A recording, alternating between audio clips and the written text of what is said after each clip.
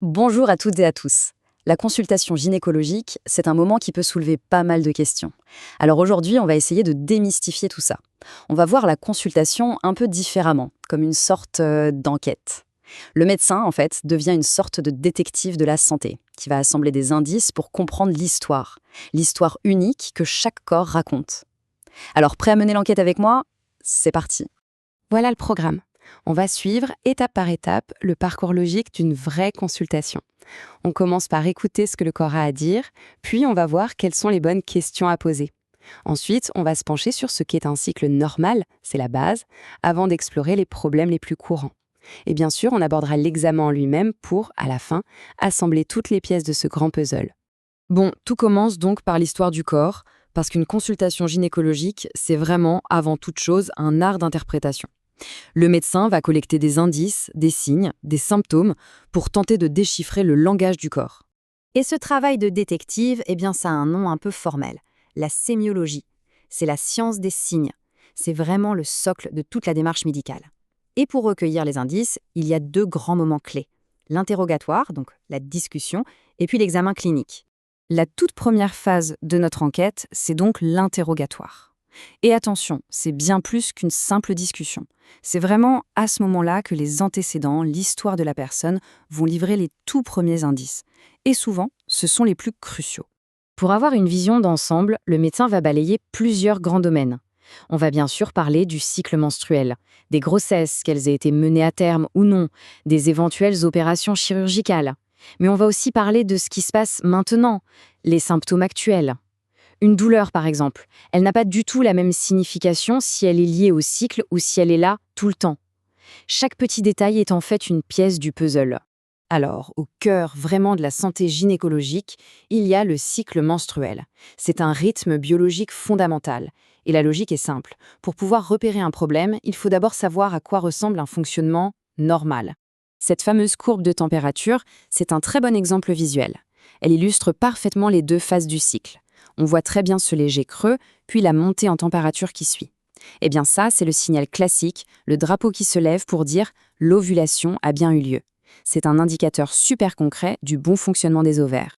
Ce rythme, il se déroule en 3 temps, un peu comme une pièce de théâtre. Acte 1, la phase folliculaire. Les œstrogènes préparent la scène et font grandir un ovule. Acte 2, l'ovulation. Un pic d'une autre hormone, la LH, déclenche la libération de cet ovule. Et enfin, acte 3, la phase lutéale. La progestérone entre en jeu pour préparer l'utérus. C'est une véritable chorégraphie hormonale, parfaitement orchestrée. D'accord. Mais que se passe-t-il quand cette belle mécanique est perturbée? Eh bien, les troubles du cycle sont souvent les tout premiers indices qu'il y a un problème sous-jacent. C'est là que l'enquête du médecin prend tout son sens. Regardez bien la différence. À gauche, on a un flux menstruel qu'on pourrait qualifier de normal. À droite, c'est différent. On a des saignements anormaux. Soit ils sont beaucoup trop abondants, ce sont les ménorrhagies, soit ils arrivent en dehors des règles, et là, on parle de métrorragie. Ces schémas tout simples sont en réalité des indices visuels très puissants pour le diagnostic. Le point clé, c'est donc de réussir à mettre les bons mots sur les symptômes. Des règles douloureuses, ça s'appelle la dysménorrhée. Des cycles qui reviennent trop souvent, c'est la polachyménorrhée. Au contraire, s'ils sont très espacés, on parle de spanioménorrhée. Et l'absence totale de règles, c'est l'aménorrhée. Chaque terme désigne une anomalie bien précise du rythme. Allez, on passe à la deuxième grande partie de l'enquête, l'examen physique. Après avoir écouté, après avoir posé des questions, le médecin va maintenant chercher des preuves tangibles, des signes concrets pour compléter le tableau. L'examen suit un protocole assez précis, en 4 étapes. Ça commence par une inspection visuelle externe. Ensuite, on utilise le spéculum pour pouvoir voir l'intérieur et surtout le col de l'utérus. C'est à ce moment-là qu'on peut faire le fameux frottis. Et enfin, une palpation manuelle, qu'on appelle aussi le toucher vaginal, pour évaluer les organes internes. Chaque étape a vraiment un but bien défini. Pour que tout ça se passe au mieux, une position spécifique est nécessaire sur la table d'examen. Et petite chose pratique, on demande toujours de vider sa vessie juste avant.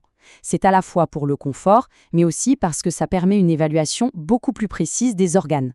Voilà l'instrument qui est souvent un peu redouté, le spéculum. En réalité, sa seule et unique fonction, c'est d'écarter très doucement les parois du vagin.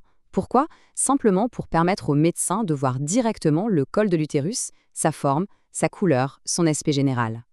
Pendant cet examen au spéculum, on en profite souvent pour réaliser un frottis, que l'on connaît aussi sous le nom de pap test. Le but est très simple, on prélève délicatement quelques cellules à la surface du col et on les envoie pour une analyse au microscope. C'est un examen de dépistage fondamental pour repérer la moindre petite anomalie. Et on arrive à la dernière étape, le toucher vaginal, ou l'examen bimanuel. Cette technique permet au médecin de littéralement sentir l'utérus et les ovaires de l'intérieur. En combinant une main sur l'abdomen et des doigts dans le vagin, il peut évaluer la taille des organes, leur mobilité, leur sensibilité. Bref, des informations qu'un simple examen visuel ne pourrait jamais donner. Et voilà, l'enquête est presque terminée. Le médecin a maintenant recueilli tous les indices dont il avait besoin, ceux de la discussion et ceux de l'examen physique. Il ne reste plus qu'à tout mettre ensemble. C'est vraiment la synthèse de ces deux types d'indices qui va mener à une conclusion. D'un côté, l'histoire racontée, les symptômes. De l'autre, les preuves physiques, les signes. C'est cette combinaison qui permet à notre détective de la santé de poser un diagnostic ou alors de demander des examens en plus si le mystère n'est pas encore totalement résolu. Tout ça, ça nous amène à une dernière question. En comprenant mieux comment se déroule cette enquête, comment peut-on soi-même participer de manière plus active, plus éclairée à son propre suivi médical ? C'est une réflexion importante, je crois, pour devenir vraiment acteur ou actrice de sa santé. Merci beaucoup d'avoir suivi cette analyse.